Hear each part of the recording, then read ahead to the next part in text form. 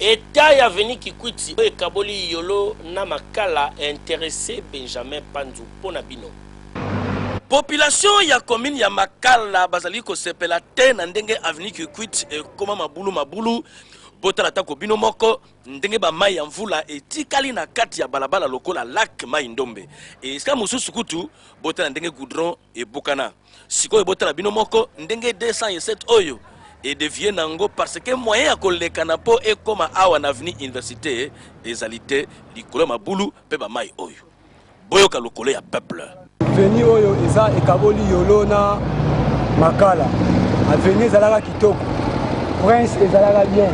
mais to comprendre te lelo ti lelo banda ebukana ti lelo ata bakonzi moko te bayaka kobongisa place oyo mituka soki euti ataki mwenze kuna moyen eleka boye comme na eza te or embouteillage ntango ebanda kosalama na ezo mituka ebanda koya kolekela awa na Kikwiti mpona koevite embouteillage mais sikoyo mobulu soki mituka eye ezodinda ata misatu mine esali pont moyen te tozolela kaka na bakonzi babongisela biso avenue na biso ndenge ezalaki bakonzi